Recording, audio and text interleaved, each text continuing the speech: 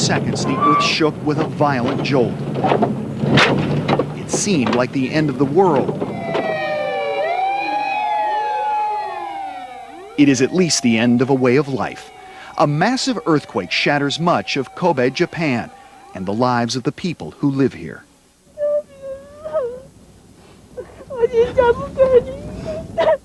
The strongest Japanese earthquake in more than 70 years is also the deadliest. More than 5,000 bodies pulled from the rubble so far. More than 27,000 people injured, 88,000 buildings damaged or destroyed, hundreds of thousands of people homeless. And those who survived the quake now wonder if they'll survive its aftermath. Tonight, the stories of people on both sides of the Pacific. Caught in the quake, Northwesterners in Kobe. Good evening, I'm Brian Wood, reporting from Kobe, Japan. The story of this crisis and the impact on the Northwest, coming up in tonight's special report.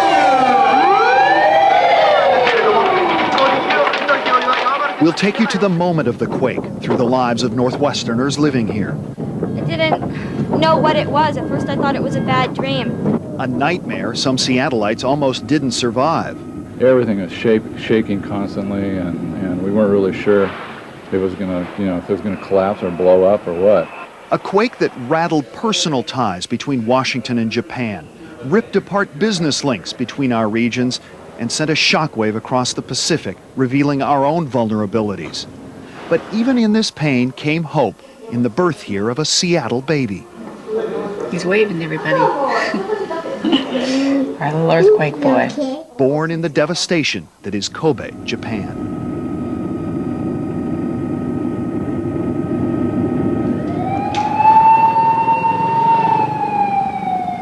On the road to Kobe, you hear the sound of disaster long before you see it. Still 10 miles from the city, and already the first signs of devastation are shocking. This will be the indelible image of the Kobe quake. The upper deck of Expressway 43 twisted and toppled. The concrete and steel supports bent and broken. Nature overpowering earthquake engineering. On the road to Kobe, this is the first time you see death. The driver of this truck killed, his rig crushed and burned, his load of soft drinks spilled onto the highway. On the road to Kobe, emergency crews from all over Japan fight to get in, while victims fight to get out. It is those faces you remember, in physical and emotional pain. On the road to Kobe, people escaping what they know, fleeing what they fear. We've been walking for more than an hour and a half. I think it'll take at least another hour to get to the nearest station. Noriko Osugi and her grandmother are escaping with their lives and little else. It felt like a bomb, the sound of a bomb, and we were all shaken everywhere, and the whole bed moved about 1 meter, and our dishes and our television set and our furniture, everything was all over the place when we woke up. Their home in Kobe damaged, they join the other refugees walking toward Osaka and safety. The road to Kobe ends here in the heart of a devastated city. Japan's 6th largest, a 21st century city known for its culture and its commerce. Now seemingly broken and burned back 1,000 years. No water, no power, no heat, no phones. And what the earthquake started, the fires finished. Whole blocks in flames, fed by broken gas mains. Nothing firefighters could do, no water to fight with. Suburbanites turned scavengers. Homeowners, now homeless. The end of the road to Kobe. It was Tuesday, January 17th, 5:46 in the morning, when life here changed forever. 7.2 on the Richter scale, 20 fatally long seconds. The worst earthquake in modern Japanese history. Centered not far from Kobe, the shockwaves leveled much of this port city. It was terrifying. I mean, it was... Philip Darby of Seattle was asleep in a 6th-floor apartment in the heart of Kobe. So suddenly everything landed on me. and bookcases and wardrobes and computers and just everything that could suddenly started flying around the room. He was bruised and bleeding. The power out, the smell of leaking natural gas overpowering, the whole city of Kobe shaking. Managed to grab some pants and headed for the door, and everything was broken. There was lots of cut glass on the floor and everything, and I was crawling through that, and I made it to the front door, and the building was partially collapsing, so all the doors were blocked in the building. There was no way out but a small ventilation window. He ripped it open and squeezed through, even as the building was coming apart. All the time there was the gas. There was a lot of smell of gas and stuff like that. So everything was shaking constantly, and we weren't really sure it was gonna, if it was gonna collapse or blow up or what. Philip Darby knows he's a lucky one. Thousands died. Tens of thousands were hurt. Numbers that will grow as Kobe continues to dig out. In many ways, the quake shattered links between the Puget Sound area and Kobe. Personal and professional ties built over decades. Kobe is Seattle's sister city. Our children are here. Really loud rumbling, it woke me up. Furniture was moving across the floor and everything. Our friends are here. Well, we're so happy that you and your family are safe. Yes, right, thank you. Our families are here. Come on, say hi to all the folks in Seattle. Say it wasn't so bad. Their stories when we continue. Caught in the Quake, Northwesterners in Kobe.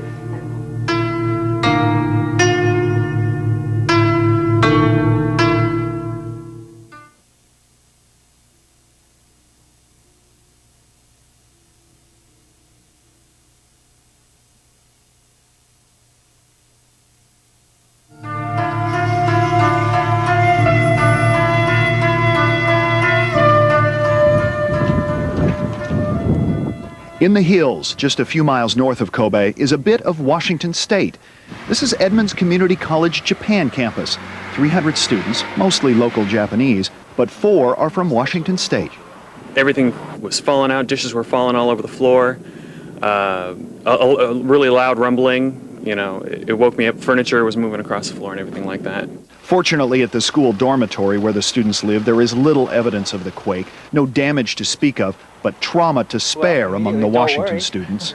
On the 4th floor, the building sways quite a bit on the aftershocks, and like I say, it was quite an experience. And I didn't think it would be this traumatic, but as the death toll rises, it's just unbelievable. It's sad. The school's mission is to bring together American and Japanese cultures, but this day the halls are empty. Hundreds of pieces of broken marble litter the floor, shaken from the walls by the earthquake. Fortunately, the quake hit so early in the morning, 5:46, that no one was inside the school lobby, or someone could have easily been killed by one of these falling tiles. Solid marble, 15 pounds. Well, it really takes my breath away. Gary Lingerfelt of Seattle is the school's president. He and his wife have lived and worked here in Kobe for 5 years and never felt anything like this. There was a lateral movement of maybe 3 or 4 feet and then back again, and you'd be bounced against a wall and then back out in the middle of the room and back, and it was just, it's a kind of feeling that is almost indescribable. I mean, you absolutely have no control over what's happening at all. At school, he's still counting up the losses, the damaged walls, the shattered glass, the broken computers. But it goes far beyond that. All of these books on the floor, in some small way, represent the kind of trauma that so many of our students have suffered recently. It just kind of ruined a lot of things. I mean, sophomore Ryan Danhauser has been at the Kobe school just a few weeks. Back at home in Auburn, Ryan's mother worries. The whole impact sort of hit me, and I was driving to one of my schools this morning, and that was kind of hard to deal with. But then I know he's all right, and I'm sure he will continue to be all right. But for these students, it will be some time before college life here is a normal life. Can't go anywhere because all the train stations are inoperative. Yeah, and all the stores everything's been bought out in all the stores, so we can't really find much food either. Some of that food is stuck here on the sinking docks in the port of Kobe. Okay. tremendous challenges, primarily because Seattleite Glenn Spargo has lived and worked here with his family for 7 years. He manages Sealand's Western Japan operation in Kobe. His terminal is slashed wide open. A ripple of cracked and canted asphalt runs a quarter mile down the waterfront. Containers are precariously perched along the sinkhole. The 4 massive gantry cranes are useless, bounced off their tracks. And I would say it would take a minimum of them to replace the bearings and the foot plates and things like that of 6 months to get that particular thing done. How important is the port of Kobe to the Northwest? Well, it's extremely important. Kobe here is a sister city of Seattle. And so there's a lot of camaraderie and a lot of interaction as far as international shipping is done. Each week, 2 ships steam the route between Kobe and Puget Sound. In Seattle, Sealand shipped 60,000 containers to Kobe in just a 2-month period last fall. Total trade between Seattle and Kobe, just over a year ago, hit almost $3 billion. Seattle ships to Kobe millions of dollars worth of hides, soft lumber, animal feeds, and wood pulp. Kobe ships to Seattle motor parts and automobile engines and millions of dollars in electronics, games, TV sets, VCRs. Already, Sealand is diverting traffic from Kobe to Osaka, Nagoya, Yokohama, and Tokyo. It's costly and it will take time. Obviously, there's going to be some impact, but whether or not it's, if we're talking about major impact where people will be facing shortages and what have you, that will make it a hardship on them, I don't think so. The real hardship is on Sealand's workers in Kobe. Some are homeless, but all survived. So we have some water that has been sent down from our Tokyo Sealand associates. This is the first time since the quake that Spargo has seen Masaaki Yokokura. Well, you know, we're so happy that you and your family are safe. Yes, right, thank you. Your home,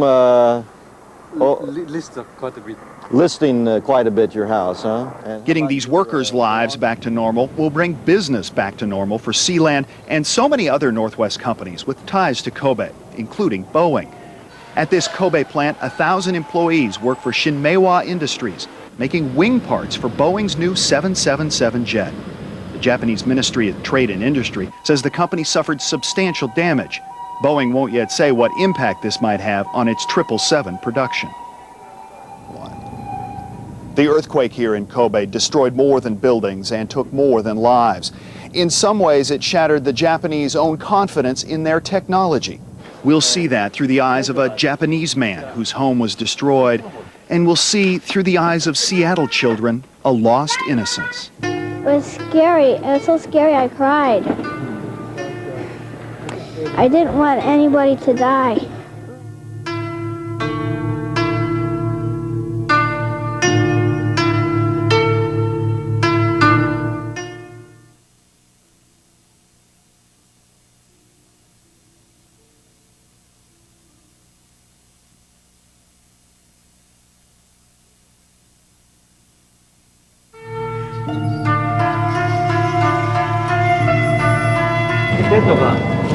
Fred Katayama, a former Tokyo correspondent for Fortune magazine and our guide through this devastation, sees the quake through the eyes of one Japanese man. The killer quake consumed more lives in this district than any other. Keiji Ida could have been one of them. This is what's left of his house. Lucky for him, he had been away on a business trip. I returned from Kyushu yesterday, he says. When I saw this place, I was shocked. If I had been sleeping in this house, I would have been buried right over there. Buried along with his car. Just behind it, his bedroom had collapsed like a deck of cards. His bed blanketed like a forest of fallen timber. His mother was in a different room when the quake struck. She miraculously survived. The elevated highway in front of the house did not. The collapsed highway symbolized not only the destructive force of the quake, but also the fact that some of the world's best earthquake technology could not overcome the forces of nature. Ida is a computer software designer. The quake shattered his faith in Japanese engineering. I had thought that Japan had advanced technology. My house is old, so that can't be helped. But I can't believe what happened to the highway. Civic engineers now say the highway's single-column structure, as opposed to double columns, made the expressway more vulnerable. Those scenes of Colbert reached the TV screens of the Northwest and rattled the nerves of Seattle drivers. Those who drive the 40-year-old Alaskan Way Viaduct feel more anxious now. We will not ride the viaduct ever again, trust me, after what I saw.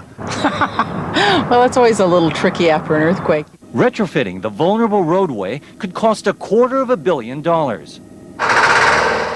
The Fauntleroy Bridge is the latest in a series of Seattle area roadways to get reinforcement. Back across the Pacific, Ida vows he'll rebuild over the same soil. Like him, the Japanese are deeply wedded to their property.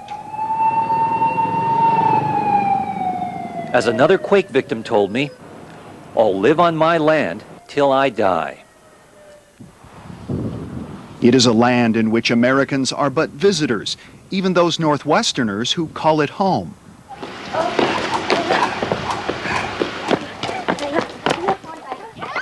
This could be any Seattle neighborhood.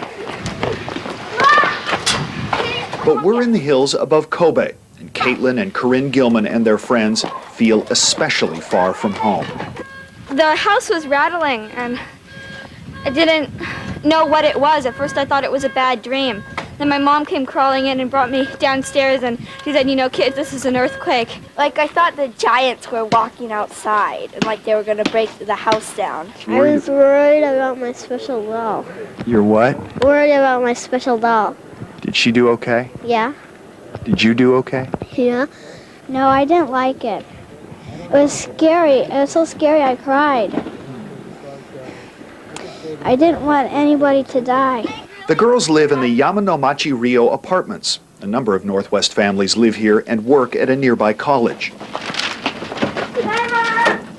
Tadaima! Shouting the traditional Japanese greeting, the girls run home to Mom and Dad. And it's here where the Gilman girls put their memories of that awful morning on paper. Mother, Sandy Matthews, and father, Chris Gilman, say their apartment and their family survived with no damage. We were on the second floor. It just shook like crazy, and you know, I was terrified. I mean, I've never been in something that big. A life-changing event shared with other Northwesterners living in the area. This has been a really awful experience, and we are so thankful that we're alive. It was a pretty severe quake, but in our area, there's been no damage, no injuries. People have called, shown a lot of concern. We appreciate that. It's whoever can jump longest. But as life in this Northwest enclave slowly returns to normal, even the children know it's not really over. After all the aftershocks, and we went outside and we were all trading stories, you know, it was kind of like a party, and I thought, oh, okay, it's all over. But when the news came on, it was just like, no, it's not over. This is the real aftershock. Emotional aftershocks that will last for years to come. But until that Tuesday morning, the people here, both the Japanese and the Americans, lived lives little different from our own, dealing with the same kinds of day-to-day real-life issues, work and school and family. The Hance family, originally from Seattle, now living near Kobe, was getting a little uncomfortable. You see, Ginny Hance was very pregnant, 6 days overdue with their second child. And that's when the huge Kobe quake hit. And it rattled more than just their home and their lives, because less than 2 days later, little Aaron Walter Hance was born. I don't remember the quake. I don't remember. I'm just glad he's safe and he's alive. And we're alive. A lot of people lost their lives in this thing, and we're just very thankful. Thankful, but unnerved by the whole experience. In the dark, in a disaster, madly searching for an open hospital and an available doctor at a time when both were frighteningly scarce. Steve and I got the book out and reading up on home delivery and figuring this might have to happen right here. And we don't have any running water, we didn't have any heat. The walls were crumbling, and I was reading up on it. It was very, very scary. Were you ready to help your wife give birth at home? I really wasn't ready. I was studying the book, but I knew we didn't have any water, and we really didn't have the ability to boil it, and that would be a big problem. And at 10:08 Thursday morning, Aaron safely came into this